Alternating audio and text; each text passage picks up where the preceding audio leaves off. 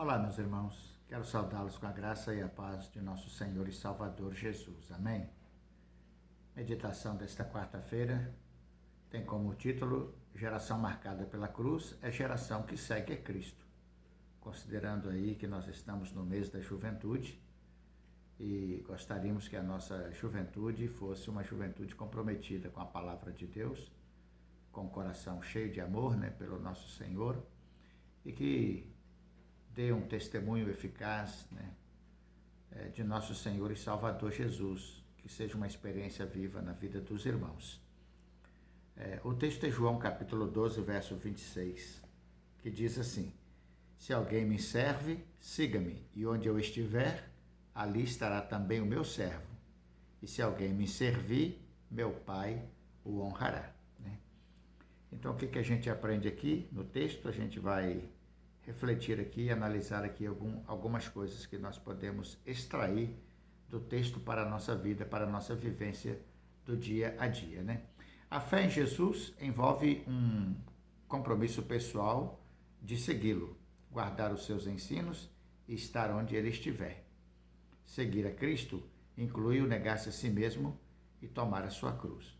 Nós vamos analisar aqui pelo menos 3 pontos. O primeiro ponto: quando o crente segue a Cristo, ele nega a si mesmo e abraça 3 classes de lutas e sofrimentos que fazem parte da caminhada de um cristão. Veja que é uma palavra diferente de muito que a gente ouve, Eu estou falando de uma vida cristã que produz lutas e produz sofrimentos, em função do testemunho cristão, em função da vivência com Jesus. Primeiro, lutar até o fim contra o pecado. Então, o primeiro aspecto nesse primeiro ponto o crente segue a Cristo, o crente que segue a Cristo, quando ele segue a Cristo, ele nega a si mesmo e abraça 3 classes de lutas e sofrimentos. Então, a primeira classe de sofrimento que ele abraça é a luta contra o pecado, É o lutar diariamente contra o pecado. 1 Pedro, o apóstolo Pedro escreve na sua carta, 1 Pedro capítulo 4, verso 1 e 2, quando ele diz assim, Ora, pois, já que Cristo padeceu por nós na carne, armai-vos também vós com este mesmo pensamento, que aquele que padeceu na carne já cessou do pecado, para que, no tempo em que vos resta na carne, não vivais mais segundo as concupiscências dos homens, mas segundo a vontade de Deus. Então, aqui o apóstolo Pedro ele está chamando a atenção para essa luta que é a luta contra o pecado, que o cristão tem contra o pecado. Não é uma luta fácil, principalmente para a juventude, especialmente para os jovens, combater os hábitos maus, os prazeres carnais dos dias atuais. Não é uma tarefa fácil. Na verdade, nunca foi fácil para nem jovem, adolescente, pessoa nenhuma, enquanto crente, combater as paixões carnais. Nunca foi fácil. Sempre foi uma tarefa árdua e uma tarefa difícil. Mas nos últimos dias parece que a promiscuidade está muito solta, está muito aberta, muito livre, o que torna ainda mais difícil um jovem cristão, manter-se na pureza cristã que a Bíblia requer, que a palavra de Deus requer daqueles que abraçam o Evangelho, daqueles que seguem o Senhor Jesus Cristo. Então, o que Pedro chama de padecer na carne é esse combate ao pecado diariamente, que deve ser o desafio de todos nós, de todos nós, não só do jovem crente, não só do adolescente crente, mas de todos nós, esse grande desafio que temos de diariamente estarmos combatendo os prazeres mundanos, os prazeres carnais.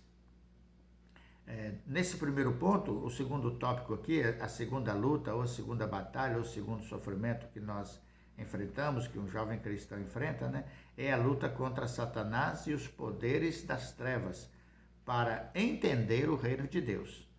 Paulo escrevendo a sua carta segundo aos Coríntios, no capítulo 4, no capítulo 10, 2 Coríntios capítulo 10, versículo 4 e 5. 2 Coríntios, capítulo 10, versículo 4 e 5. Então ele chama a atenção para essa luta, né, que nós temos, que o jovem crente tem, o adolescente crente tem, e o cristão de modo em geral ele tem, né, contra os ataques malignos, né, contra Satanás e contra os poderes das trevas, né, na intenção de entender melhor e compreender melhor o reino de Deus. Paulo diz: porque as armas da nossa milícia não são carnais, mas sim poderosas em Deus para a destruição das fortalezas, destruindo argumentos e toda a altivez que se levanta contra o conhecimento de Deus e levando cativo todo entendimento à obediência de Cristo, nosso Senhor, de Cristo. Então, irmãos, percebam aqui que a luta que o jovem crente tem é uma luta contra Satanás e é também uma luta contra os poderes das trevas, né? E a razão pela qual ele entra nesta batalha é que ele precisa e ele deseja entender o reino de Deus, né? Compreender o reino de Deus. As forças das trevas se levantam contra um jovem cristão, né? O jovem cristão, à medida que ele vai aprimorando os seus conhecimentos, ele vai para o ensino médio, ele vai para a faculdade, e os nossos jovens são testemunhas disso, os nossos adolescentes também são testemunhas disso, o quanto eles são massacrados, né? Doutrinados nas escolas, nas universidades, contra tudo aquilo que que está em desacordo, né? Ou a favor daquilo que está em desacordo com as escrituras sagradas. Na verdade, é uma doutrinação contra os valores e os princípios da fé cristã. Então, quando o jovem enfrentar esta situação, o apóstolo diz assim: as nossas armas não são armas carnais, mas poderosas em Deus para a destruição das fortalezas, né? A oração, a fé, a convicção, o conhecimento das Escrituras, né? O bom conhecimento das Escrituras leva o jovem crente a derrotar e a destruir todos os argumentos que se levantam na sua formação secular contra a Escritura Sagrada. As nossas armas, elas são poderosas, né, para destruir argumentos de toda altivez que se levanta contra o conhecimento de Deus, né? E levando cativo todo o entendimento e obediência de Cristo.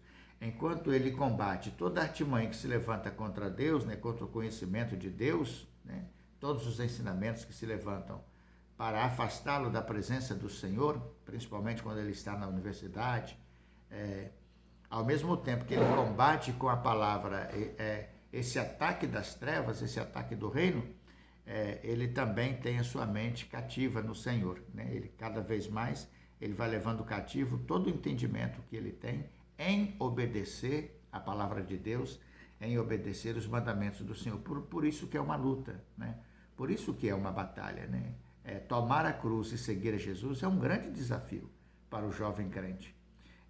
Terceiro ponto, né, aspecto, né, ou a terceira classe de lutas e sofrimentos que um jovem enfrenta, né, é a afronta, né? A afronta, o ódio e a zombaria do mundo, né, dos mundanos, das pessoas que não compreendem ou que não compreendem a formação cristã de um jovem crente em Cristo Jesus. Hebreus capítulo 11, versículo 25 e 26, né? Diz assim: escolhendo antes ser maltratado com o povo de Deus do que por um pouco de tempo ter o gozo do pecado, tendo por maiores riquezas o vitupério de Cristo do que os tesouros do Egito, porque tinha em vista a recompensa. Então aqui fala sobre a afronta, né? O jovem que decide seguir a Jesus, né? Tomar a cruz e seguir a Jesus e estar com Cristo, né? Que deseja estar onde Cristo está, ele sofre afronta, né? Os seus amigos não crentes não vão compreender a sua fé. Os seus colegas de trabalho não crentes também não vão compreender a sua fé. Seus amigos, né, de esporte também não vão compreender a sua fé. Mas a firmeza da fé deste jovem, né, de um jovem crente, de um adolescente crente e de um irmão, uma irmã, independente da sua idade, pode levar uma pessoa não crente à conversão, à salvação. Então, quando o escritor aos Hebreus escreve, ele diz: escolhendo antes Qual é a escolha de um jovem crente? Escolhe antes ser zombado, né, sofrer o ódio, sofrer a zombaria do mundo, do que viver no pecado e do que praticar o pecado. Então, ele como povo de Deus, como eleito de Deus, como escolhido de Deus, ele escolhe a afronta das pessoas a viver no pecado e agradar estas pessoas, né? E ele tem como riqueza maior para ele a vergonha, porque a palavra vitupério de Cristo significa vergonha, né? A vergonha de Cristo do que os tesouros do Egito, do que as riquezas do Egito. A vergonha de Cristo foi a sua humilhação na cruz do Calvário, para ser o nosso Redentor, para ser o nosso Salvador. O jovem crente que permanece firme na fé, ele tem, na verdade, um coração muito agradecido a Deus por ter enviado Jesus Cristo para salvar a vida dele. Por isso que ele prefere sofrer a zombaria, o ódio, a perseguição, né? Sofrer vergonha, constrangimento, ser humilhado pelas pessoas, do que negar o Senhor Jesus e do que viver na prática do pecado. Esse é o primeiro ponto, né? O segundo ponto, né, a geração marcada pela cruz é a geração que vai estar onde Cristo estiver, né? João 14, versículo 13. Isto é algo muito importante que nós precisamos considerar e que o jovem crente precisa considerar, né? Ele fez uma escolha. Quando ele entregou sua vida a Jesus, ele fez uma escolha, né? O jovem crente, ele preferiu morrer para o mundo e viver para Deus, né? Do que escolher os prazeres do mundo, viver as alegrias mundanas e morrer e não ter o privilégio de estar com Cristo Jesus, nosso Senhor e nosso Salvador. Então, o capítulo 14 de João, versículo 3, diz, e quando eu for e vos preparar lugar, virei outra vez e vos levarei para mim mesmo, para que onde eu estiver, estejais vós também. Então, o desejo de um jovem crente, né, que escolheu a Cristo, né, que pela cruz escolheu negar-se a si mesmo e seguir a Jesus, é que ele deseja estar exatamente onde Cristo vai estar. Onde Cristo estiver é onde o jovem cristão deseja estar.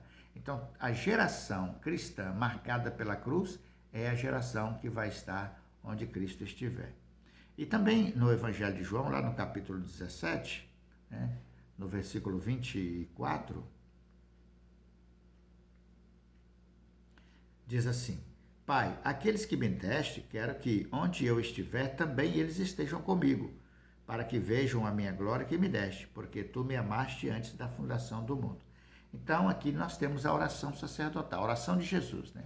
Orando pelos seus discípulos e orando por todos aqueles que viriam a crer nele. Então, Jesus orou pela vida dos nossos jovens, né? Orou pela minha vida e orou pela vida dos nossos adolescentes e jovens aí da nossa igreja e de todos os nossos jovens crentes de modo geral. E qual foi a oração dele? Pai, aqueles que me deste, quero que onde eu estiver, eles também estejam comigo. Olha que coisa abençoada, né?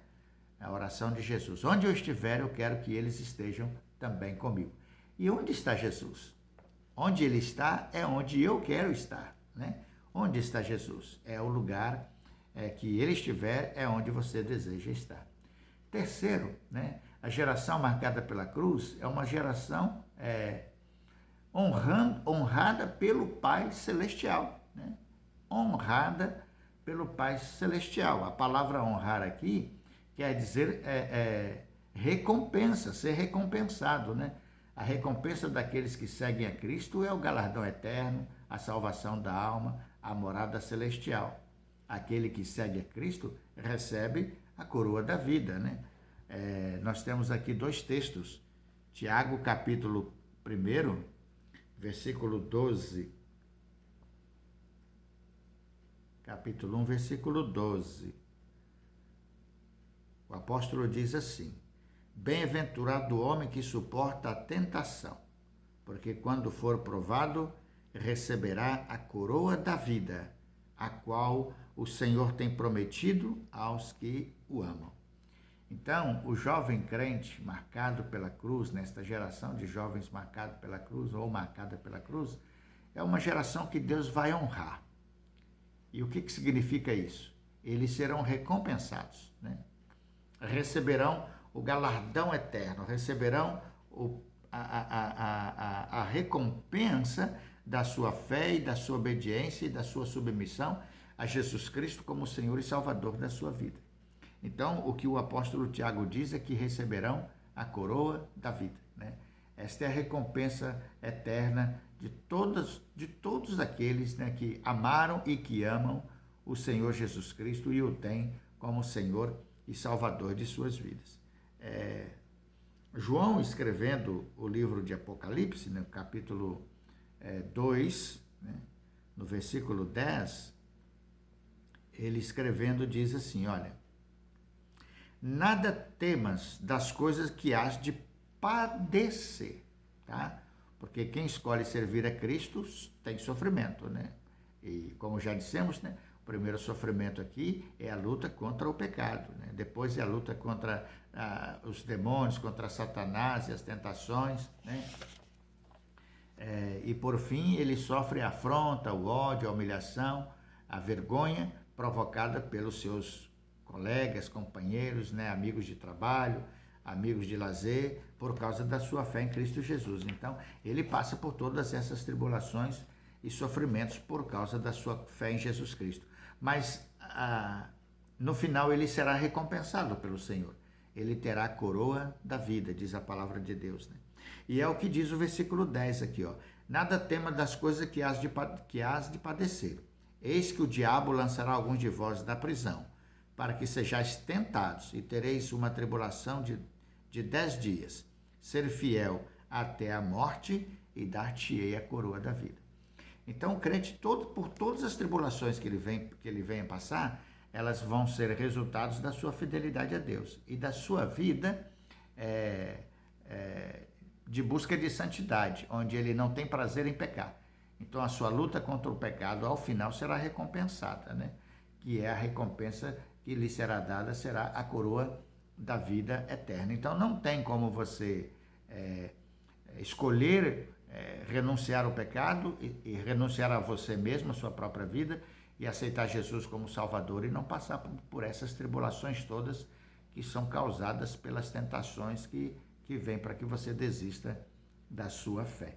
Então, a geração marcada pela cruz é uma geração que toma a sua cruz e segue a Cristo, né? É uma geração que vai estar onde Cristo estiver, é uma geração honrada pelo Pai Celestial e é uma geração que vai receber a coroa da vida, né? Que você seja este jovem firme, né? Seguro, com conhecimento e discernimento da batalha espiritual, sabendo que tem que combater com as armas espirituais, não com as armas carnais, todo o mal que vem, toda a provocação, toda a tentação, né, deste mundo, do inimigo, de Satanás e daqueles que se declaram amigos, mas que zombam da sua fé, né? Que você esteja preparado e pronto pela presença do Senhor, porque uma vez que você escolheu o Senhor Jesus e renunciou a você mesmo, então você está pronto, está preparado para testemunhar da sua fé e no final receber a coroa da vida. Que Deus te abençoe e nos abençoe a todos como igreja de nosso Senhor e Salvador Jesus Cristo. Amém?